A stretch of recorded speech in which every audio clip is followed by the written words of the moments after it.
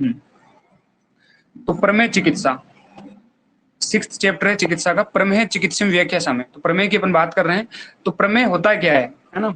तो इसके लिए विमर्श में इसने इसका मतलब बताया कि प्रमेय शब्द पर उपसर्ग पूर्वक निहि सरणे धातु से गच प्रत्यय करने से बना है। इसका मतलब क्या होता है, प्रमेय का सिंपल सा मतलब है कि प्रभूत मात्रा में अविल मूत्र का त्याग होना, है ना।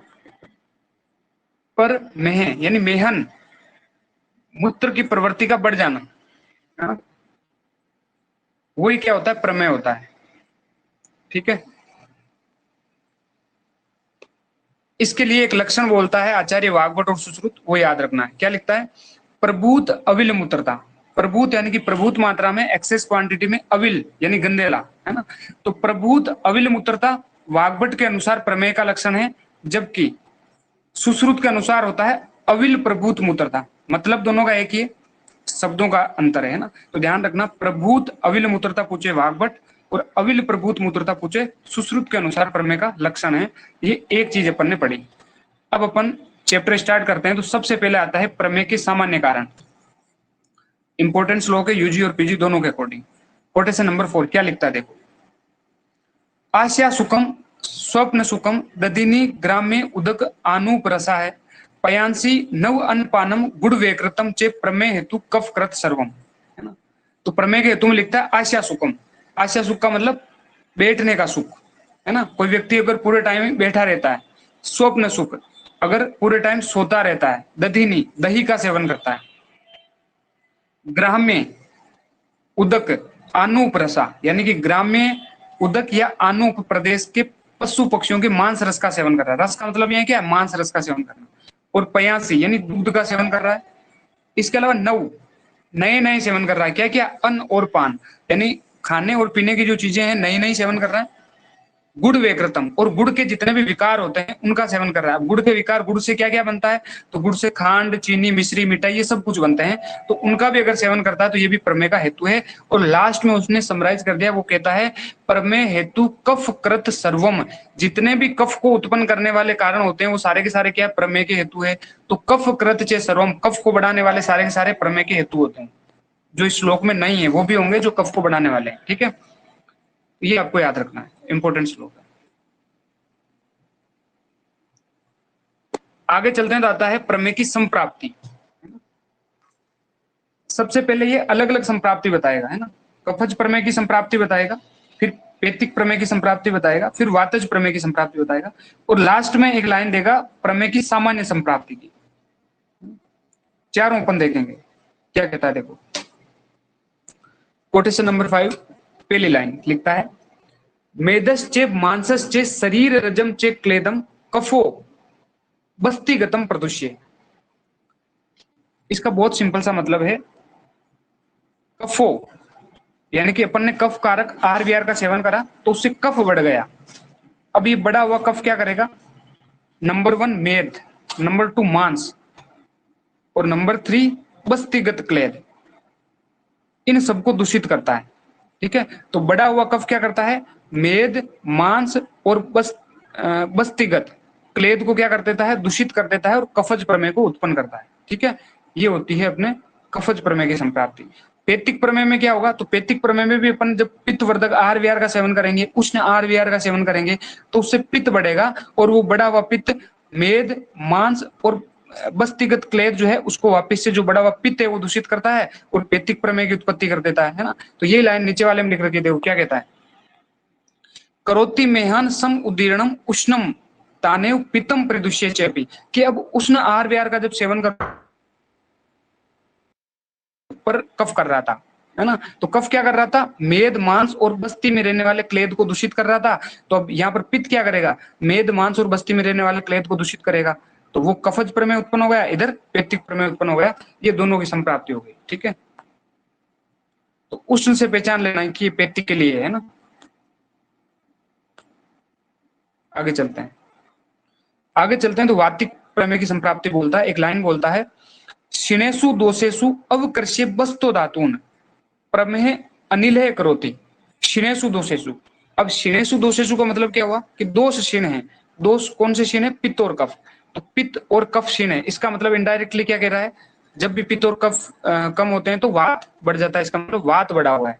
तो क्षीणेषु दोषेषु यानी पित्त और कफ क्षीण है यानी वात बढ़ा हुआ है। तो आगे लिखता है अवकर्षीय वस्तु धातून प्रमेह अनिले करोति। अब इस क्षीणेषु दोषेषु पित्त और कफ कम है, वात बढ़ा हुआ है, तो वो बढ़ा हुआ वायु क्या करता है, अवकर्षीय यानी खींच लेता है, बस्तो यानी कि बस्ती प्रदेश में, यूरिनरी ब्लैडर में, धातुन यानी कि धातुओं को, है ना, शरीर की जो धातुएं हैं, मांस मज्जा, है ना, रस रक्त आदि जितनी भी धातुएं हैं, उन सब धातुओं को क्या कर देता है, अवकर्षीय यानी कि खींच लेता है, बस्तो यानी बस्ती प्रदेश में, धातुन यानी कि धातुओं को, कौन, वात बड़ा हुआ ये वायु, और प्रमेह अनिले करोति, और इस तरह से एक प्रमेय उत्पन्न होता है, अनिले करोति वात वाला प्रमेय उत्पन्न होता है। तो ये वातिक प्रमेय की संप्राप्ति है। ठीक है, अब सामान्य संप्राप्ति की बात कर लेते हैं। क्या लिखता है देखो इसमें, 200 ही बस्ती समुपेते मूत्रम संदुष्य मेहान जनियेत यथास्वम। इसका एक सिंपल सा मतलब है कि 200 ही, कि जो जो दोष कुपित होते हैं, चाहे वात हो, चाहे पित्त हो, चाहे कफ हो, बस्ती समुपेत्य, दोष कुपित होकर के बस्ती समुपेत्य यानी बस्ती में जाते हैं, मूत्राशय ब्लैडर में जाते हैं, और वहां पर मूत्र है, तो मूत्र को क्या करते थे, दूषित कर देते हैं। तो इसलिए आगे लिखता है मूत्र संदूषी, मूत्र को दूषित करते हैं, और मेहान जनियत, और मेहान जनियत यानी प्रमेय रोग को उत्पन्न करते हैं, है ना, यथास्वम अपने अपने दोषों के अनुसार। अगर वात बढ़ा तो वातिक प्रमेय, पित्त बढ़ा तो पेतिक प्रमेय, और कफ बढ़ा तो कफज प्रमेय। वापिस सुनो इसको एक बार, सामान्य संप्राप्ति को इंपॉर्टेंट है ना। देखो, दोषा ही बस्ती समुपेते यानी जो ही दो जैसे ही दोष कुपित होते हैं और वो बस्ती यानी कि यूरिनरी ब्लैडर के अंदर जाते हैं, और वहां पर मूत्र को क्या कर देते हैं, दूषित कर देते हैं। तो मूत्र संदूष्य, और फिर मेहान जनियत, और मेह को उत्पन्न करते हैं, प्रमेय रोग को उत्पन्न कर देते हैं, यथास्वम अपने अपने दोषों वाला। अगर वात जा रहा है तो वातिक प्रमेय, पित्त जा रहा है तो पेतिक प्रमेय, और कफ जा रहा है तो कफज प्रमेय। इतना समझ में आना चाहिए, क्योंकि वो क्या करेगा, वो इन चारों में से कोई भी एक लाइन उठा के तुमको देगा कि किस प्रमेय की है ना, ये किसकी है, ये किसकी है, ये किसकी है, ये किसकी है।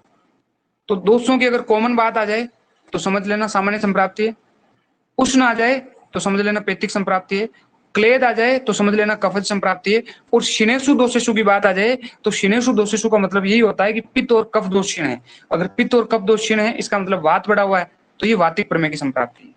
आगे चलते हैं, आगे चलते हैं तो एक इंपॉर्टेंट कॉन्सेप्ट आता है प्रमेय की साध्य असाध्यता। इसको ध्यान से समझना है ना, इंपॉर्टेंट है, बहुत बार पूछा जाता है यूजी में भी और पीजी में भी, है ना। देखो क्या लिखता है, इसको सिंपल तरीके से समझो, पहले श्लोक पढ़ते हैं फिर अपन समझें। देखो क्या लिखता है, साध्या कफो तथा दशा पितजा षड याप्य ने साध्य पवन चतुष्के सम क्रियत्वात् विषम क्रियत्वात् महात्यत्वात् चे यथा क्रमते। कहता है कि साध्य कफो तथा दशा, कि 10 कप से उत्पन्न होने वाले साध्य होते हैं, पितजा षड याप्या, और 6 जो पित्त वाले होते हैं वो याप्य होते हैं, और ने साध्य यानी कि असाध्य होते हैं पौना चतुष्के, वात से उत्पन्न होने वाले, पवन से उत्पन्न होने वाले 4 जो होते हैं वो असाध्य होते हैं। अब इनका यथाक्रम क्रम से कारण बताया नीचे, कि साध्य होने का कारण समक्रियत्वात्, पित्त के याप्य होने का कारण विषम क्रियत्वात्, और वात के असाध्य होने का कारण महात्यत्वात्। अब इसको समझना है ना, इसको अपन समझते हैं। जब देखो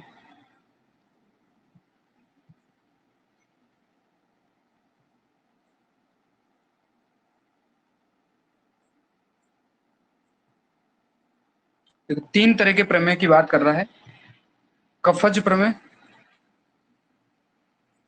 पित्तज प्रमेय और वातज प्रमेय।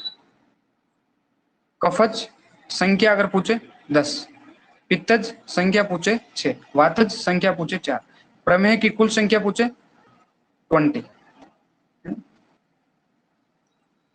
कफज 10 क्या होते हैं, साध्य होते हैं, कफज 10 साध्य होते हैं, पित्तज 6 याप्य होते हैं, और वातज 4 असाध्य होते हैं। कारण इंपॉर्टेंट है, पूछा जाता है।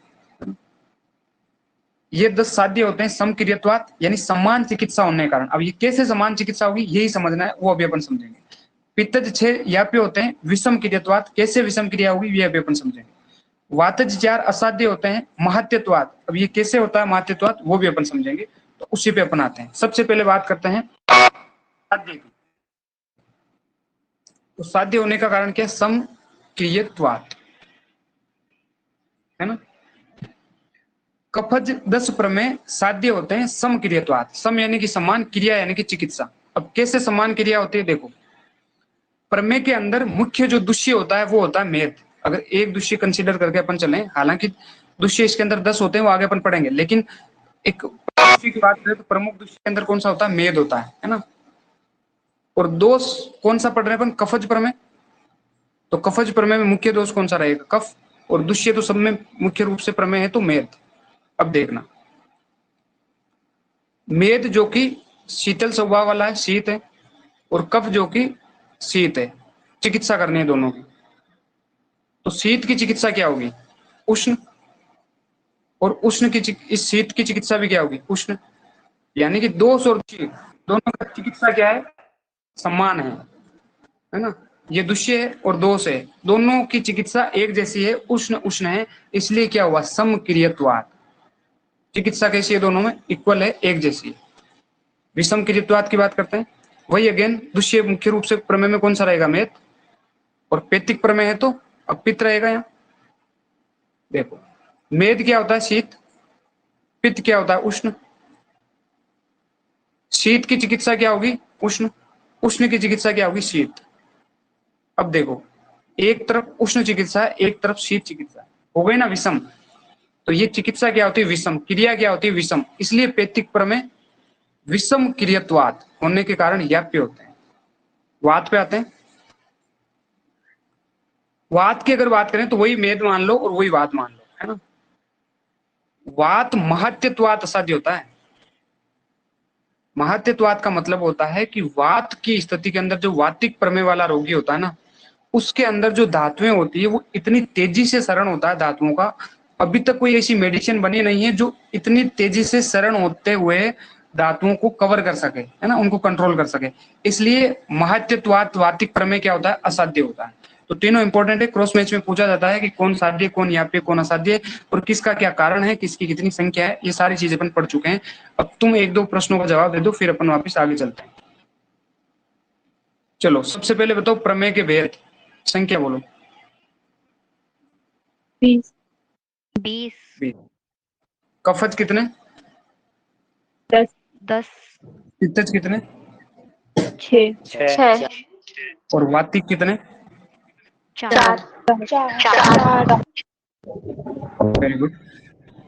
कफज 10, साध्य असाध्यता बोलो। साध्य कफज साध्य और कारण, समक्रियत्वात् ओके। पित्तज के लिए बात बोलो, ये वाली। याप्य और विषम क्रियत्वात् और वातज के लिए भी बोल दो। असाध्य और महत्य। चलो, प्रमेय की संख्या अपन ने अभी ना, आगे चलते हैं। तो प्रमेय की संख्या अपन ने अभी पढ़ी थी, प्रमेय की संख्या या भेद अगर पूछे तो 20, है ना। तो इसी से एक दो चीजें और एक साथ याद रखो। 20 भेद वाले अष्टोत्तरीय अध्याय जब तुमने पढ़ा था तो सूत्र स्थान में 20 भेद वाले कितने रोग पड़े थे, 3 रोग पड़े थे, है ना।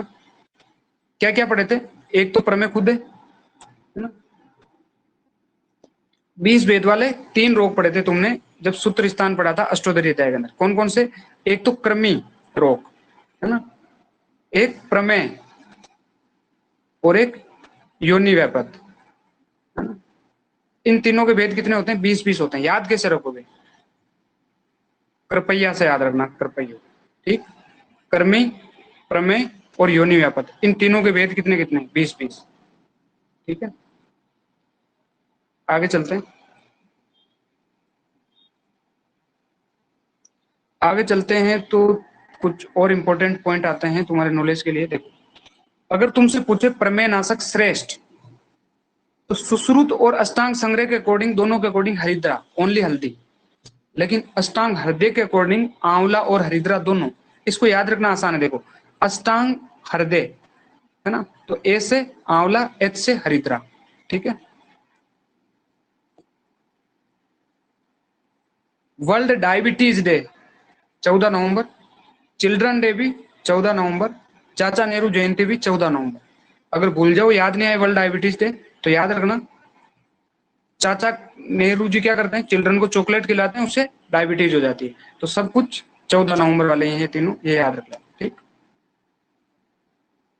प्रभुत अविल मूत्रता प्रमेय में अपन ने पढ़ा था, वाग्भट ने बोला है, और अविल प्रभुत मूत्रता प्रमेय में अपन ने पढ़ा था, सुश्रुत ने बोला है, याद रख लेना। मृग या गायों के साथ रहे और वहीं अपनी जीविका का पालन करें, ऐसा ट्रीटमेंट किसका है, तो ऐसा प्रमेय की चिकित्सा में आता है। और बकरियों या अजा के साथ रहें, वहीं अपनी जीविका का पालन करें, ऐसा किसकी चिकित्सा में आता है, तो राजिक समा की चिकित्सा में आता है। इतना याद रख लेना। फिर वाग्भट ने मधुमेह के 2 भेद बताए, कौन कौन से, धातु जन्य, आवरण जन्य। और यही 2 भेद किसके बोले हैं, वात प्रकोप के भी यही भेद होते हैं, ये भी याद रख लेना। ठीक है, सुश्रुत जब अपन पढ़ोगे तुम लोग, तो प्रमेय के हेतु, जो प्रमेय होता है, डायबिटिक पेशेंट होता है, तो उसके लिए एक लाइन आती, क्रश तु सतत रक्षेत, कि जो क्रश रोगी होता है उसकी हमेशा क्या करनी चाहिए, रक्षा करनी चाहिए। क्यों, क्योंकि क्रश वाला वातिक में कन्वर्ट हो सकता है, और अपन जानते हैं वातिक प्रमेय क्या होता है, असाध्य होता है। चलो अब अपन आते हैं वापस से श्लोक पे। अब आता है कोटेशन नंबर 10, है ना। क्या है इसमें, प्रमेय के दोष और दुष्य, है ना। तो सबसे पहली बात संख्या पूछी जाती है, तो प्रमेय के अगर दोष पूछे तो 3, वात पित्त और कफ। दुष्य पूछे 10, और दोष और दुष्य टोटल पूछे तो 13, क्योंकि दोष बराबर 6 बराबर 10, 10 और 3 13। तो दोष दुष्य पूछे तो 13, दोष पूछे तो 3 और दुष्य पूछे तो 10। अब दोष तो 3 याद है, वात पित्त और कफ। अब दुष्य 10 कौन से होते हैं, इसको याद रखना आसान है। देखो कैसे रखोगे, 7 तो धातुएं होती है ना, रस रक्त मांस मेद अस्थि मज्जा और शुक्र। इसमें से एक हटा देना, क्या हटाओगे, अस्थि, है ना। अस्थि प्रमेय का दुष्य कभी भी नहीं हो सकता।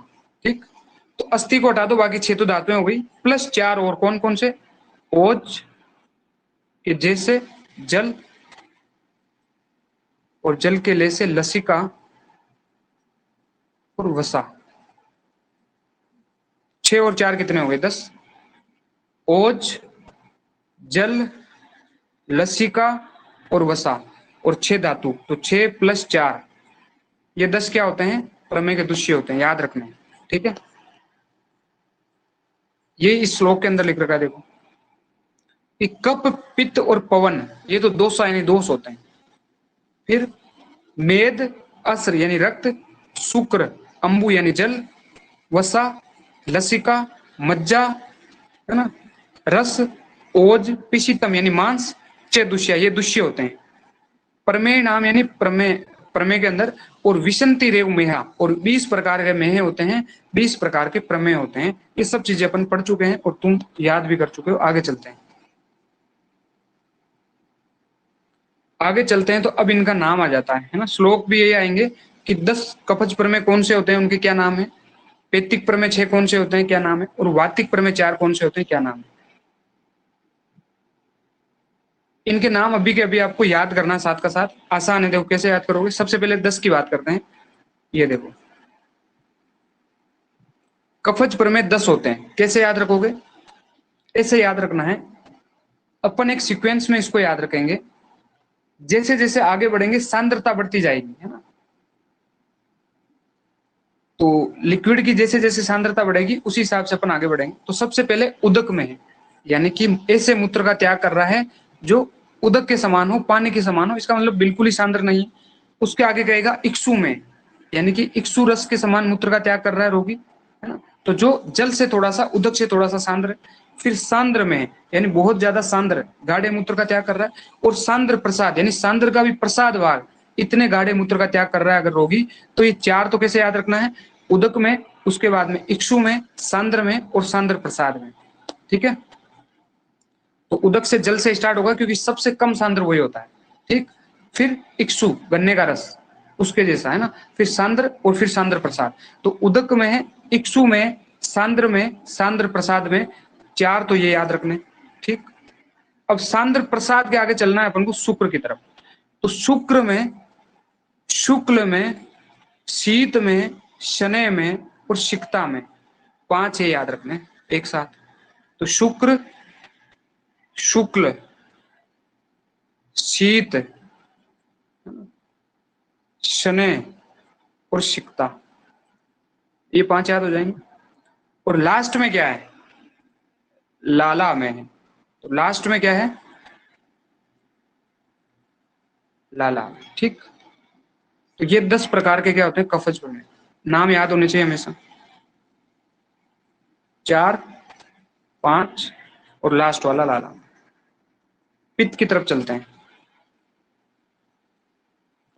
पेतिक प्रमेय कितने, 6। कौन कौन से देखो, क्षार, काल, नील, लोहित, मंजिष्ठ और हारित्र। याद रखना आसान है, देखो क्षार और काल, काल नील है ना, लोहित, मंजिष्ठा और हारित्र। तो ये 6 प्रकार के क्या होते हैं, पेतिक प्रमेय होते हैं। ठीक, अब वातिक प्रमेय 4 होते हैं, उनको याद रखना और आसान है। कैसे, अपन ने अभी क्या पढ़े थे, दुष्य पढ़े थे। कितने थे दुष्य, बोलो संख्या, 10 10 है ना, 10 थे। 6 तो धातु थी और 4 क्या थे, ओज, जल, लसिका और वसा।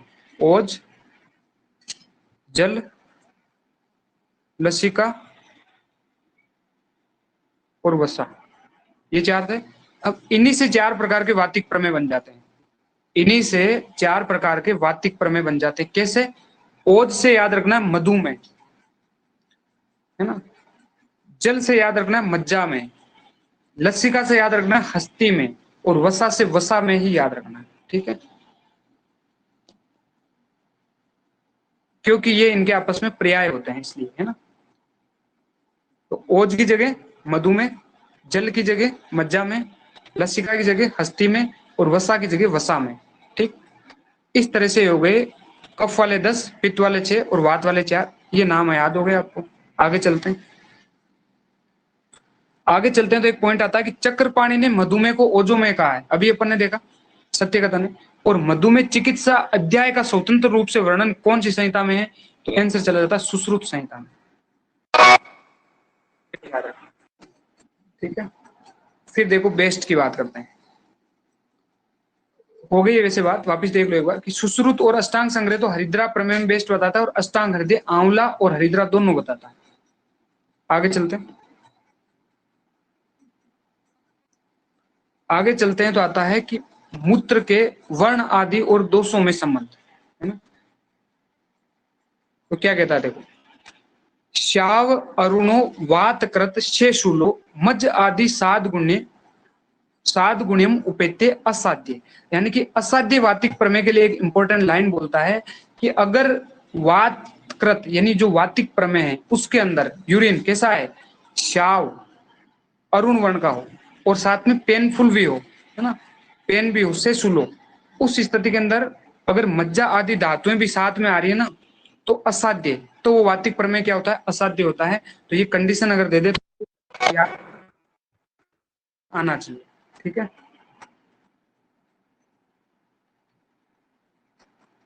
अब आता है प्रमेय के सामान्य पूर्व रूप, इंपॉर्टेंट है, पूछे जाते हैं। ठीक है, यूजी में भी पूछे जाते हैं और पीजी में भी, एग्जाम में भी अलग अलग क्वेश्चन पूर्व रूप के आपको देखने को मिलते हैं। प्रमेय के पूर्व रूप तो बहुत ज्यादा फेमस है, पूछे जाते हैं ना, इंपॉर्टेंट है। श्लोक अपन बाद में देखेंगे, पहले अपन देखते हैं इनको कैसे याद रखा जाए। सारे के सारे पूर्व रूप इसके याद रखने, पर कैसे याद रखें, तो इसके लिए एक सिंपल सा नोट यहाँ पे मिल जाता है, इसको देखते हैं, है ना। देखो सबसे पहले समझो कि प्रमेय के अंदर स्रोतो दृष्टि कौन सी होती है, उससे अपन को पूर्व रूप भी इजी याद होंगे, लक्षण भी इजीली याद हो जाएंगे, ट्रीटमेंट भी इजीली याद आएगा। ठीक है, तो प्रमेय के अंदर जो स्रोतो दृष्टि होती है वो एक तो मूत्रव्यय स्रोतस की और एक मेदोव्यय स्रोतस की दृष्टि होती है। सिंपल है, याद रखना है। तो प्रमेय के अंदर एक तो मूत्रव्यय स्रोतस की दृष्टि है और एक मेदोव्यय स्रोतस की दृष्टि है। अब तुम कहोगे प्रमेय में मूत्रव्यय का मेदोव्यय का क्या संबंध है, तो देखो प्रमेय है, अपन जानते हैं प्रभुत अविल मूत्रता की बात होती है, तो मूत्रव्यय स्रोतस तो होगा ही सही। अब मेदोव्यय की कहाँ जरूरत पड़ी, तो मेदोव्यय की इसलिए आवश्यकता पड़ी क्योंकि अपन जानते हैं मेदोव्यय स्रोतस के जो मूल होते हैं वो क्या होते हैं, वृक्क और वपावहन। वृक्क यानी कि किडनी, और किडनी के अंदर क्या होता है, यूरिन फॉर्मेशन होता है, मूत्र निर्माण की क्रिया होती है। ठीक है, इसलिए वृक्क और वपावहन इसके मूल है, और मेदोव्यय स्रोतस की भी इसमें दृष्टि होती है, ये आपको याद रखना है। तो प्रमेय के अंदर स्रोत दृष्टि, एक तो मूत्रव्य स्रोत की दृष्टि और एक मेदोव्य स्रोत की दृष्टि, ये दोनों याद रखना है पहली बात। आगे चलते हैं। अब पूर्व रूप देखते हैं अपन। पूर्व रूप के अंदर सबसे पहला आता है स्वेदो अंग गंध। तो स्वेद की उत्पत्ति होगी तो अंगों में गंध होना स्वाभाविक है। तो स्वेद और अंग गंध ये प्रमेय का पूर्व रूप है। क्यों? क्योंकि मेदो व स्रोतस की दृष्टि इसमें होती है। तो इसलिए मेदो व स्रोतस की अगर दृष्टि होगी तो वहां जहां मेद है वहां स्वेद है। मेद का मल क्या होता है? स्वेद। तो इसलिए मेदो व स्रोतस की दृष्टि हो गई प्रमेय में, इसलिए स्वेदो अंग गंध। एक तो ये पूर्व रूप होता है, पहली बात। आगे लिखता है शिथिल अंगता। शिथिल अंगता का मतलब ये होता है कि डायबिटिक पेशेंट बहुत ज्यादा अपने आप को वीक फील करता है ना, अंगों में शिथिलता फील करता है। ऐसा क्यों होता है? देखो, ऐसा क्यों होता है वो समझते हैं अपन। इससे आगे के जो पूर्व रूप है वो भी इजीली समझ में आएंगे। देखो, जो डायबिटिक पेशेंट होता है ना, जो प्रमेय का पेशेंट होता है, उसकी स्थिति कैसी होती है? उसकी स्थिति ठीक वैसे ही होती है। आपके पास कार है, उसके टैंक के अंदर फ्यूल तो है, ईंधन तो है ना, लेकिन वो इंजन तक नहीं जा पा रहा है। गाड़ी भी है आपके पास, गाड़ी के अंदर टैंक भी है, उसके अंदर फ्यूल भी है, डीजल पेट्रोल जो भी है, लेकिन वो इंजन तक नहीं जा पा रहा है। अगर वहां तक नहीं जाएगा तो गाड़ी आगे चलेगी क्या? नहीं चलेगी ना। सब कुछ होते हुए भी नहीं चलेगी ना। ठीक ऐसी स्थिति किसकी होती है? डायबिटिक पेशेंट की। कैसे होती है? देखो, कार को मान लो आपकी बॉडी है, टैंक को मान लो आपका स्टोमक है ना, और फ्यूल को मान लो आप फूड जो भी इंटेक कर रहे हो। ठीक है, अब जो भी फूड इंटेक कर रहे हो, फाइनली होता क्या है? किसके लिए? एटीपी। आगे जो भी फर्दर डाइजेशन होता है, फाइनल प्रोडक्ट एटीपी बनता है और उससे जो है एनर्जी आती है और बॉडी जो है वीक फील नहीं करती। लेकिन डायबिटिक के केस में क्या होगा? जो भी आपने खाना खाया उससे ब्लड शुगर जो भी ग्लूकोज वगैरह बनता है वो ब्लड में ही रह जाता है, वो फर्दर उसका डाइजेशन नहीं होता है, उसकी आगे खपत नहीं होती है। जब आगे फर्दर डाइजेशन नहीं होगा तो एटीपी नहीं बनेगा, तभी तो ब्लड में शुगर बढ़ता रहता है। तभी तो अपन जब ब्लड टेस्ट कराते हैं तो उसके अंदर शुगर लेवल हाई आता है ना। तो वही रहता है, आगे जो है फर्दर सेल के अंदर डाइजेशन के लिए वो नहीं जाता है। तो जब एटीपी नहीं बनेंगे तो वीकनेस तो फील होगी सही, है ना। तो इसलिए क्या बोलते हैं डायबिटिक पेशेंट के लिए पूर्ण रूप में शिथिल अंगता। अंगों में क्या रहती है? शिथिलता रहती है ना। तो दो तरह के पूर्व रूप देखे, स्वेदो अंग गंध। क्यों? मेदो स्रोतस की दृष्टि है। शिथिल अंगता क्यों? क्योंकि डायबिटिक पेशेंट के अंदर जो ब्लड शुगर है वो ब्लड में ही रह रहा है, आगे फर्दर डाइजेशन के लिए जब नहीं जाएगा तो एटीपी नहीं बनेगी, तो डायबिटिक पेशेंट अपने आप को वीक फील करेगा। तो शिथिल अंगता का होना स्वाभाविक है। आगे चलते हैं। सैया आसन स्वप्न सुखे रतीचे। कहता है सैया आसन, उसको बैठा रहना अच्छा लगता है। स्वप्न, उसको सोते रहना अच्छा लगता है। क्यों? क्योंकि बॉडी के अंदर एनर्जी नहीं है, तो उसको सोना और बैठना अच्छा लगेगा, है ना। काम करना उसको अच्छा नहीं लगेगा। आगे लिखता है हृदय नेत्र जिह्वा श्रवण उपदेव। तो हृदय प्रदेश में, नेत्र प्रदेश में, जिह्वा प्रदेश में और श्रवण प्रदेश में उपदेव यानी कि मल का जम जाना, इस तरह की स्थिति देखने को मिलती है। क्यों? क्योंकि स्वेद की अधिकता है और अपन जानते हैं मेदो व स्रोतस की दृष्टि है इसके अंदर, है ना। फिर एक लाइन आती है घन अंगता। घन अंगता का मतलब होता है उसके जो अंग होते हैं ना थोड़े से सुडोल दिखते हैं। ऐसा जनरली स्थूलमय में देखने को मिलेगा। दो तरह के प्रमेय होते हैं। प्रमेय के भेद कितने हैं? दो, एक तो क्रस और एक स्थूल। तो स्थूल वाले के अंदर जनरली ये देखने को मिलता है घनंगता। तो प्रमेय का पूर्व रूप है ये घनंगता भी ना, याद रखना। इसके अलावा केस नख अतिवर्धी। तो केस और नख का अतिवर्धी होना प्रमेय का पूर्व रूप है। जबकि केस नखानाम चे अभिवर्धनम अगर आ जाए तो ये राजिक समा का पूर्व रूप है। तो केस नख अतिवर्धी अगर सिंपल तरीके से पूछे तो प्रमेय है, लेकिन अगर राजसी तरीके से वो पूछे केस नखानाम चे अभिवर्धनम तो ये राजिक समा का पूर्व रूप है। ऐसे याद रख लेना, सिंपल है, इजी याद रहेगा। तो केस नख अतिवर्धी बराबर प्रमेय, केस नखानाम चे अभिवर्धनम राजिक समा। आगे लिखता है गल तालु शोष। गल और तालु में शोष होना प्रमेय का पूर्व रूप है। क्यों? अपन जानते हैं प्रमेय के अंदर प्रभूत अविल मूत्रता, क्योंकि प्रभूत मात्रा में मूत्र का त्याग कर रहा है, यानी कि बॉडी के अंदर क्या हो रहा है? डिहाइड्रेशन हो रहा है। और जब डिहाइड्रेशन होगा तो गला और तालु में शोष होगा नहीं होगा? सूखेगा ना। तो गल तालु शोष, इसलिए इसका पूर्व रूप होता है। आगे चलते हैं माधुर्याशी। माधुर्याशी होना ही है क्योंकि ब्लड शुगर बढ़ा हुआ रहता है। आगे आता है कर पाद दाह। कर और पाद इनमें दाह बर्निंग होती है, क्यों? देखो अगेन वही रीजन है, प्रभूत अविल मूत्रता, यानी कि मूत्र का त्याग बहुत ज्यादा हो रहा है। इसका मतलब बॉडी से क्या निकल रहा है? जल बहुत ज्यादा बाहर निकल रहा है, डिहाइड्रेशन हो रहा है। और जल अपने शरीर का क्या होता है? सौम्य अंश। अगर सौम्य अंश शरीर से बाहर निकलेगा तो बॉडी में क्या होगा? उष्णता बढ़ेगी, तो इससे करपात दाह होगा, है ना। और करपात दाह अगर है तो शीतल चीजें अच्छी लगेगी, शीत प्रियत्वम। और लास्ट इसका जो इंपॉर्टेंट पूर्व रूप है पिपीलिका, कि प्रमेह का व्यक्ति जब मूत्र त्याग करता है तो वहां पर पिपीलिका आगमन होता है, अर्थात चिंटियां वहां आ जाती है ना, क्योंकि उसके अंदर ब्लड शुगर सॉरी यूरिन के अंदर शुगर कंटेंट होता है ना, तो इसलिए वो जो है पिपीलिका वहां पे आ जाती है। तो ये कौन सा किसका पूर्व रूप हुआ है? तो प्रमेय के पूर्व रूप है, ये आपको याद रखना है, ठीक है। अब एक इंपॉर्टेंट पूर्व रूप है मधुर आशय। तो मुख का मधुर होना प्रमेय का पूर्व रूप भी है, और पूर्व रूप होने के साथ साथ उसका रूप भी है ना, दोनों है, बोथ है, ये ध्यान रखना।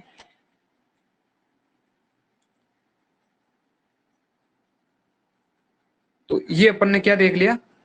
प्रमेय के पूर्व रूप देख लिए। अब श्लोक की बात करते हैं, तो श्लोक के अंदर वही सब है जो अपन ने पढ़ लिया। देखो कोटेशन नंबर 13-14 क्या लिखता है? स्वेदो अंग गंध, स्वेद होना और अंगों में गंध होना। शिथिल अंगता, अंगों में शिथिलता होना, वही बात है, फ्यूल है लेकिन इंजन तक नहीं जा पा रहा है। सया आसन स्वप्न सुखे रतिश्चय, वही बात है, फ्यूल है लेकिन इंजन तक नहीं जा पा रहा है, तो चलेगी नहीं, इसलिए वो भी कहीं चलेंगे नहीं, एक ही जगह बैठे रहेंगे, उनको सोना बैठना अच्छा लगेगा। हृदय नेत्र जीवा श्रवण उपदेव, वहां पर मल का जम जाना। घन अंगता की बात हो चुकी है। केस नक अथिवर्दी की बात हो चुकी है। शीत प्रियतम की बात हो चुकी है। गल तालु सोसो की बात हो चुकी है। माधुर्य आशय की बात हो चुकी है। कर पाद दाह की बात हो चुकी है। भविष्य तो मेह गदस्य रूपम, भविष्य तो मेह गदस्य का मतलब भविष्य में होने वाले मेह, इसका मतलब भविष्य में होने वाले प्रमेय गद के ये रूप है। अब भविष्य में होने वाले प्रमेय के रूप है, इसका मतलब क्या हुआ? पूर्व रूप। इनडायरेक्टली क्या कह रहा है? पूर्व रूप है ना। मूत्र अभिधावंती पिपलिका, और जहां मूत्र त्याग करता है वहां पर क्या आ जाती है? पिपलिका आ जाती है, ये भी इसका पूर्व रूप है। तो प्रमेय के पूर्व रूप इंपॉर्टेंट है, सारे के सारे याद होने चाहिए। आगे चलते हैं, आगे चलते हैं तो आता है प्रमेय का चिकित्सा सूत्र, और यही अपन आज लास्ट पढ़ेंगे, फिर बाकी का इसका ट्रीटमेंट कल देखेंगे। चिकित्सा सूत्र अपन आज देख लेते हैं, क्या लिखता है देखो। लिखता है, देखो ये पढ़ने से पहले ऊपर कुछ लिख रखा है, उस पर ध्यान दो। क्या लिख रखा है देखो, यहाँ लिख रखा है प्रमेय कितने होते हैं? तो प्रमेय के वेद तो होते हैं 20। प्रमेही के वेद कितने होते हैं? 2। मधुमेह के वेद कितने होते हैं? 2। प्रमेय 20 कौन कौन से? कफज 10, पित्तज से, वातज 4। प्रमेही 2 कौन कौन से? स्थूल प्रमेही और क्रस प्रमेही। और मधुमेह के 2 वेद कौन कौन से?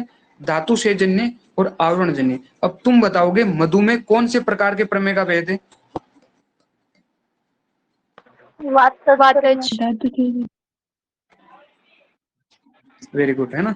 तो वातिक जो प्रमेय है उसी का वेद क्या है? मधुमेह है। तो मधुमेह के वेद 2 है, प्रमेय के वेद 2 है, और प्रमेय के वेद 20 है। ये अलग अलग है, तो इनको थोड़ा ध्यान रखना, है ना, शब्द पे ध्यान देना, समझ जाओ। अब 2 तरह के प्रमेय होते हैं, स्थूल और क्रस, इन दोनों की चिकित्सा देख लेते हैं। क्या लिखता है? कोटेशन नंबर 15 लिखता है, स्थूल है प्रमेय बलवाहिन एके क्रस ततेव एके परिदुर्बलश्च से ब्रंगणम तत्र कर्षस्य कार्यम संशोधनम दोष बलाधिकस्य।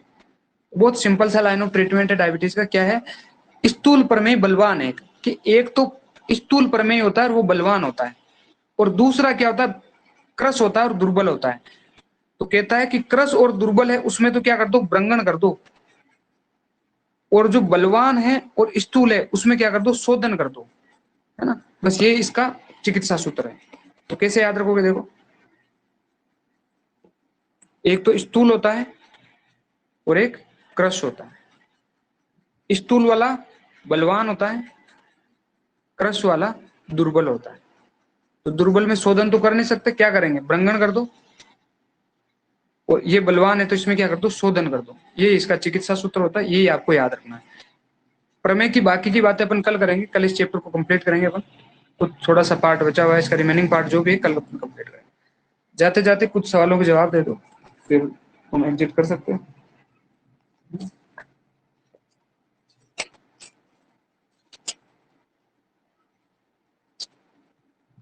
अविल प्रभूत मूत्रता प्रमेय का लक्षण किसके अकॉर्डिंग है, बोलो।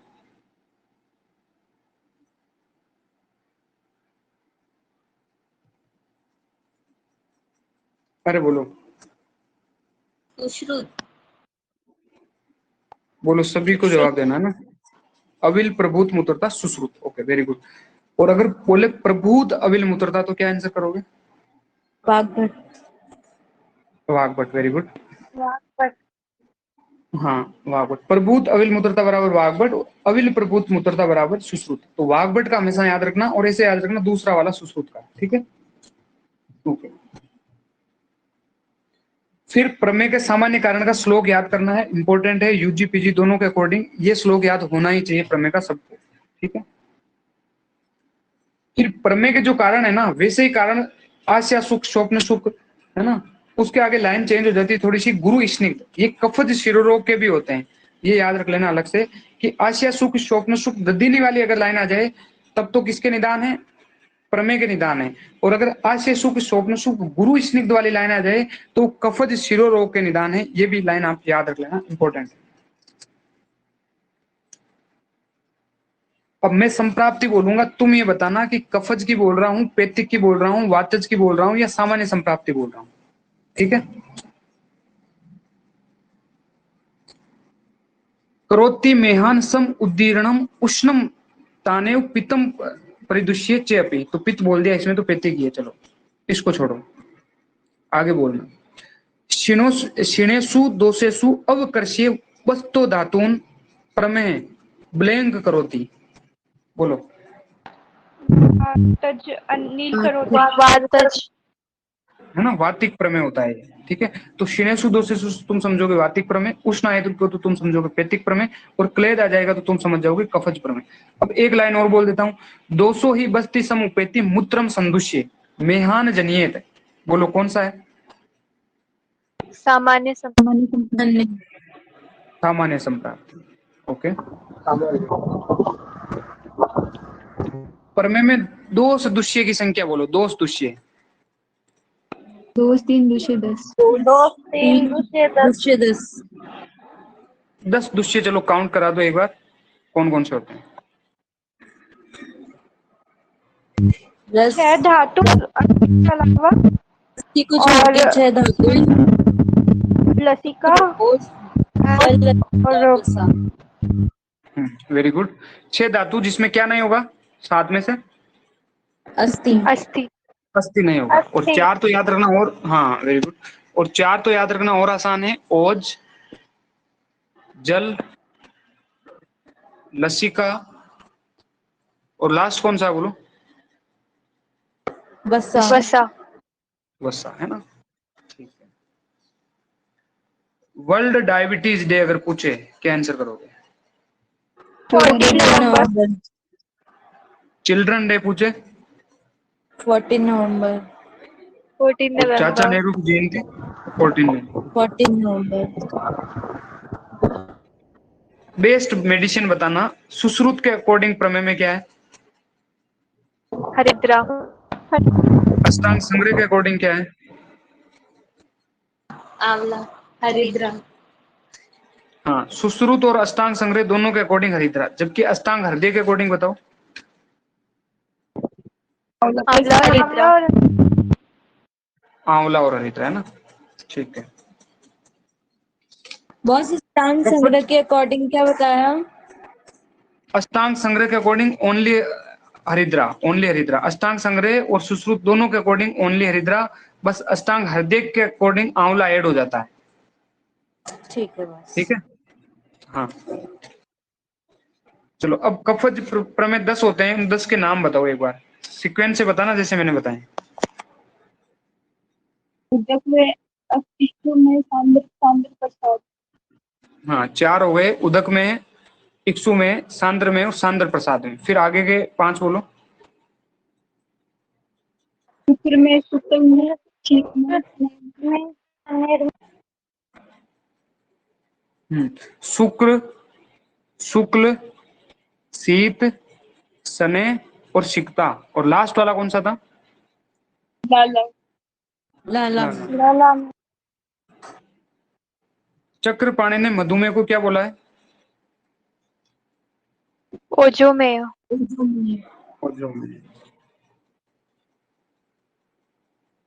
वातिक प्रमेय का कोई रोगी तुम्हारे पास आता है, यूरिन उसका स्याव अरुण वर्ण का है, मूत्र त्याग करते समय उसको पेन भी होता है, शूल भी होता है, और मज्जा आदि धातुएं भी उसमें आ रही है, साध्य असाध्यता क्या होगी? असाध्य। असाध्य। और वातिक प्रमेय वैसे भी क्या होता है? असाध्य होता है ना? तो वातिक प्रमेय के असाध्य होने का क्या कारण है बोलो? महत्यत्वात है ना। और महत्यत्वात का क्या मतलब होता है?